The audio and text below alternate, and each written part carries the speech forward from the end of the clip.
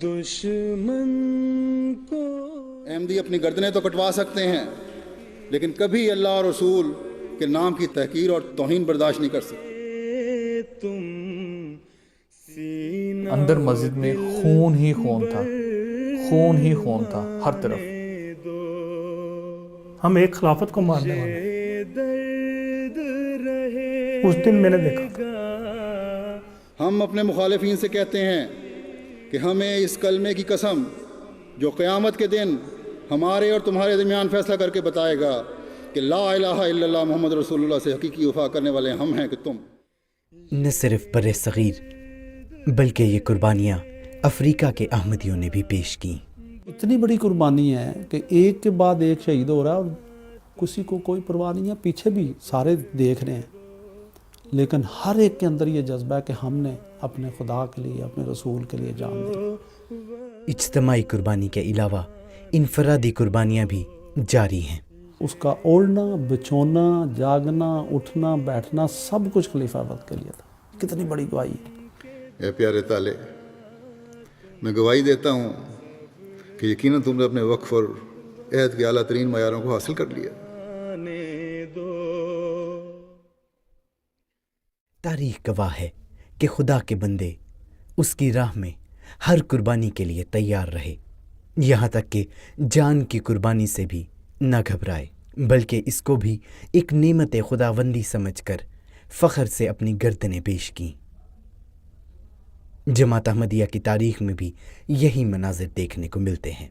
قرآن کریم میں اللہ تعالیٰ فرماتا ہے کہ وَمَن يُطِعِ اللَّهَ وَالرَّسُولَ فَأُولَٰئِكَ مَعَ الَّذِينَ أَنْعَمَ اللَّهُ عَلَيْهِمْ مِنَ النَّبِيِّينَ وَالصِّدِّيقِينَ وَالشُّهَدَاءِ وَالصَّالِحِينَ وَحَسُنَ أُولَٰئِكَ رَفِیقًا، کہ جو بھی اللہ اور اس رسول کی اطاعت کرے گا تو وہ ان لوگوں میں شامل ہو جائے گا جن پہ اللہ نے انعام کیے ہیں۔ وہ انعام کون سے ہیں؟ وہ نبیوں میں سے ہوگا، وہ صدیقوں میں سے ہوگا، وہ شہیدوں میں سے ہوگا، وہ صالحین میں سے ہوگا۔ اب یہاں تیسرا درجہ شہادت کا رکھا ہے۔ تو آئیے ان قربانیوں میں سے چند ایسی قربانیوں کا ذکر کرتے ہیں کہ جنہوں نے جب ایک مرتبہ احمدیت کی حقیقت کو مان لیا تو پھر دشمن کے لاکھ دکھ دینے پر بھی اس پر قائم رہے۔ اس کی ایک مثال تو حضرت مسیح موعود علیہ الصلوۃ والسلام کے دور میں بھی ملتی ہے کہ جب صاحبزادہ عبداللطیف شہید نے جانی قربانی پیش کی۔ بہت بڑی قربانی، کیسے دیکھیں ان کو کان میں، اس وقت کا بادشاہ، اس وقت کے بڑے بڑے لوگ کہہ رہے ہیں کہ ہمیں صرف کان میں بتا دیں، اشارہ کر دیں۔ بیڑیاں پہنی ہوئی ہیں، وزنی، کتنے کلو کی، وہ 40 کلو سے زیادہ کی بیڑیاں تھیں، وہ زنجیریں ڈالی ہوئی ہیں انہوں نے، ظالموں نے، اور ان کی بہت بڑی حیثیت تھی، بہت بڑی حیثیت تھی ان کی، ایک لفظ نہیں کہا، فرمایا یہ تو میری خوش قسمتی ہے کہ خدا کی راہ میں جان دے۔ صاحبزادہ سید عبداللطیف صاحب شہید کے ذکر کے بعد ایک جگہ حضرت مسیح موعود علیہ الصلوۃ والسلام فرماتے ہیں کہ مجھے اپنی جماعت کی نسبت بہت امید بڑھ جاتی ہے، کیونکہ جس خدا نے بعض افراد اس جماعت کو یہ توفیق دی کہ نہ صرف مال بلکہ جان بھی اس راہ میں قربان کر گئے، اس خدا کا صریح یہ منشا معلوم ہوتا ہے کہ وہ بہت سے ایسے افراد اس جماعت میں پیدا کرے جو صاحبزادہ مولوی عبداللطیف کی روح رکھتے ہوں۔ پھر خدا نے اپنی اس پیاری جماعت میں ایسے روشن ستارے پیدا کیے جو صاحبزادہ عبداللطیف شہید کے نقش قدم پر چلے، جس کی ایک زندہ مثال گزشتہ سال برکینا فاسو کے احمدیوں نے پیش کی۔ 11 جنوری 2023 کی شام جب ڈوری گاؤں کے احمدی عشاء کی نماز پڑھنے گئے تو نہیں جانتے تھے کہ ان میں سے 9 افراد آج آخری مرتبہ مسجد جا رہے ہیں۔ اس وقت مسجد میں بچوں اور نوجوانوں، بزرگوں اور خواتین سمیت 60 سے 70 افراد موجود تھے۔ پردے کی دوسری طرف 10 سے 12 لجنہ اس وقت نماز کے لیے موجود تھیں۔ عمر کے لحاظ سے گروپس بنانے کے بعد دہشت گردوں نے بڑی عمر کے افراد سے کہا کہ وہ مسجد کے صحن میں آ جائیں۔ سب سے پہلے جو وہاں کے امام صاحب تھے، ابراہیم صاحب، ان کو جب انہوں نے شہید کرنے لگے تو ان کو کہا کہ بھئی آپ جماعت سے جو ہے وہ انکار کریں، جماعت احمدیہ میں شامل ہونے سے، حضرت اقدس مسیح موعود علیہ السلام کو ماننے سے، تو انہوں نے فرمایا کہ میں اپنی جان تو دے سکتا ہوں لیکن اب میری واپسی نہیں ہو سکتی۔ اس پر انہوں نے امام صاحب کو گولیاں مار کے شہید کر دیا۔ سب سے پہلی شہادت امام الحاج ابراہیم بی دیگا صاحب کی ہوئی۔ ایک ایک کر کے دہشت گرد ان احمدیوں کو مسیح موعود کا انکار کرنے کا کہتے رہے، اور ان سب نے ایک ہی جواب دیا کہ وہ خدا کی اس جماعت کو کسی صورت نہیں چھوڑیں گے۔ یہ عشق و وفا کے کھیت کبھی ان کو کچھ خیال نہیں آیا، اور ایک کو شہید کیا گیا، دوسرا دیکھ رہا ہے۔ یہ اتنی بڑی قربانی ہے کہ ڈرنے کی بجائے انسان کام جاتا ہے کہ جان جا رہی ہے، گولی ماری جا رہی ہے۔ بلکہ وہ ابراہیم صاحب کا میں ذکر کر رہا تھا، انہوں نے تو کہا کہ میں لیٹ کے نہیں، میں تو کھڑے ہو کے اللہ کی راہ میں جان دینا پسند کروں۔ لیکن وہ صحابی یاد آئے نا کہ انہوں نے کہا تھا 2 نفل پڑھنے دیے، جلدی سے پڑھ لیے۔ انہوں نے کہا یہ نہ سوچنا کہ شاید میں موت کے ڈر سے نماز میں نے دیر لگا دی، میں تو تیار ہوں اللہ کی راہ میں۔ ایسے صحابہ تھے۔ لگی ہے جب تیر لگا ہے تو خون کو پکڑ کے فرمایا فزت برب الکعبہ، میں تو کامیاب ہو گیا ہوں۔ یہ کامیابی کا راستہ ہے اصل میں جو انہوں نے چنا ہے برکینا فاسو والوں نے۔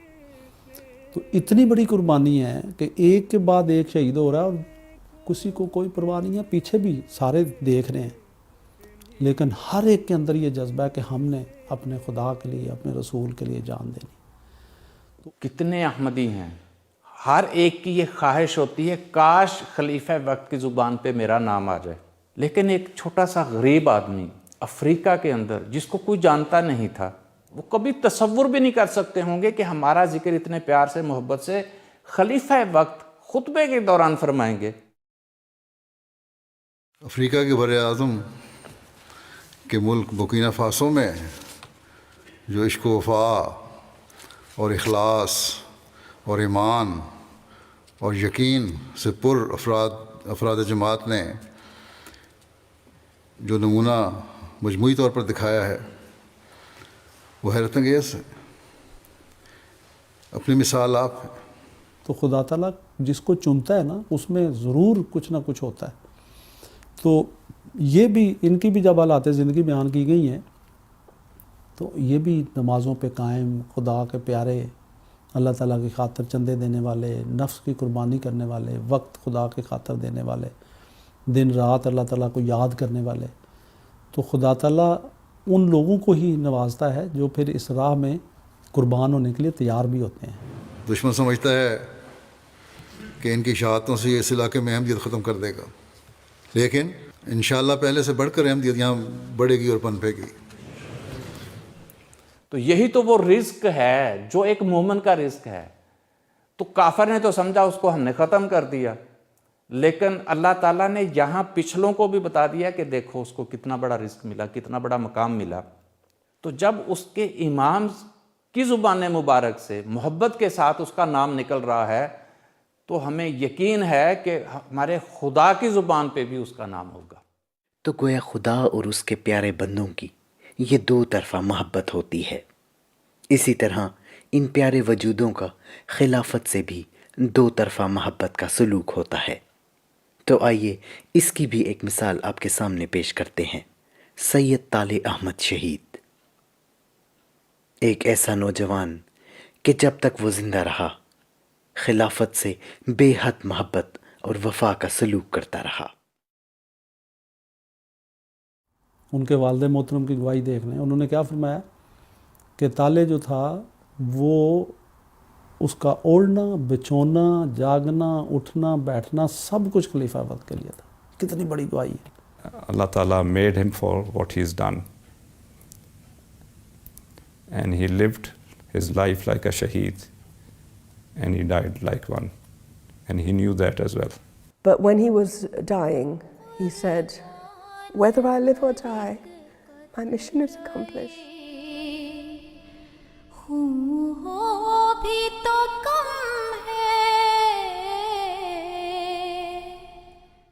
اے پیارے طالع، میں گواہی دیتا ہوں کہ یقیناً تم نے اپنے وقف اور عہد کے اعلیٰ ترین معیاروں کو حاصل کر لیا. گھر والوں کی گواہیاں نا. تو انہوں نے کہا کہ جب حضور خوش ہوتے تھے تو اتنا خوش ہو جاتا تھا کہ ہمیں ٹریٹ دیا کرتا تھا, دعوت دیا کرتا تھا, بچوں کو چاکلیٹ لا کر دینی, باقی چیزیں کہ حضور خوش ہیں. اور کبھی اگر یہ شائبہ ہو جاتا تھا کہ حضور شاید ناراض ہیں, اب اس میں حضور نے خطبے میں یہ ذکر فرمایا کہ میں کبھی ناراض نہیں ہوا آپ سے. اب دیکھیں یہ بھی کتنی محبت ہے. تو فرمایا کہ میں تم سے ناراض نہیں تھا, لیکن اس نے اگر کبھی سوچ لیا تو ان کی بیگم کی گواہی ہے کہ رات کو اٹھ کے تہجد میں بلک بلک کے روتے تھے اور یہ کہتے تھے کہ میرے پیارے حضور مجھ سے ناراض نہ ہو, اللہ سے معافیاں مانگتے تھے. اتنا بڑا درجہ اتنی جوانی میں. مجھے حیرت ہوتی تھی اسے دیکھ کر, اور اب تک ہوتی ہے کہ کس طرح اس دنیاوی ماحول میں پلنے والے بچے نے اپنے وقف کو سمجھا اور پھر اسے نبھایا, اور ایسا نبھایا کہ اس کے معیار کو انتہا تک پہنچا دیا. وقف کی روح سمجھنے کے علاوہ حقوق اللہ اور حقوق العباد کا بھی عجب رنگ میں حق ادا کیا. Dale was a very loving husband and a true friend to me. A few months ago, I had some errands to run, and as I was walking towards the mall, I was overcome by sudden grief and sadness, and I started to cry. After some time, I composed myself and continued to do the little jobs that I wanted to do. When I came home, I opened the door to our bedroom, and Tale looked at me and said, "Have you been crying?" And I said, "Yes." I thought maybe from my face he's able to tell that I was upset. But then he said, "About 25 minutes ago, I heard you cry, and so I got out of bed and looked around the whole house, but you were not there. I wanted to console you. You were not there. I think Allah Mia always told him whenever I needed him." زندگی کے آخری لمحات میں بھی اس نے اپنی خدمت کے معیار میں کمی نہ آنے دی. جب ایم ٹی اے گاڑی پہا جنکشن کے قریب پہنچی تو ڈاکوؤں نے فائرنگ شروع کر دی, جس کے نتیجے میں ٹیم کے 2 افراد زخمی ہو گئے, جیسے بتایا انہوں نے. گولی لگی ہوئی ہے نا, انسان کو خون بہہ رہا ہے. اب اس وقت انسان کے ذہن میں کئی قسم کی سوچیں آ رہی ہو سکتی ہیں کہ بچوں کا کیا بنے گا, پتہ نہیں کیا کیا چیزیں تھیں, دنیاوی لحاظ سے بھی سوچیں آ رہی ہوتی ہیں.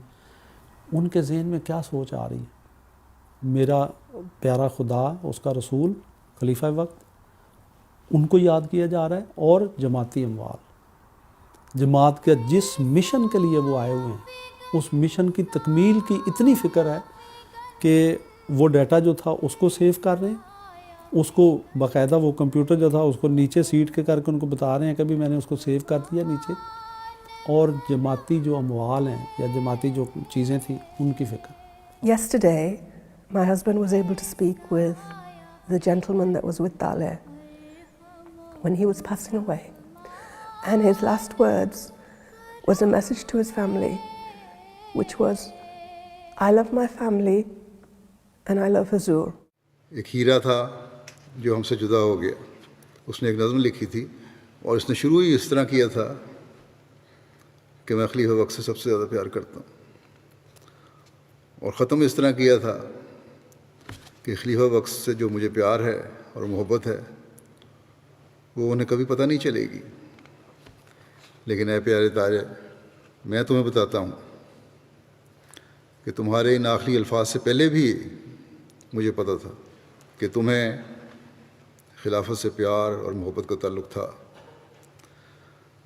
تمہارے ہر عمل سے, ہر حرکت و سکون سے, جب تمہارے ہاتھ میں کیمرہ ہوتا تھا اور میں سامنے ہوتا تھا تب بھی, اور جب تم کیمرے کے علاوہ ملتے تھے, تمہاری آنکھوں کی چمک سے اس محبت کا اظہار ہوتا تھا. تمہارے چہرے کی ایک عجیب قسم کی رونق سے اس محبت کا اظہار ہوتا تھا. غرض کہ ہر طرح تمہارے ہر عمل سے یہ لگ رہا ہوتا تھا کہ کس طرح تم اس محبت کا اظہار کرو جو تمہیں خلیفہ وقت سے ہے. हाटली फूल का वो फूल वो महा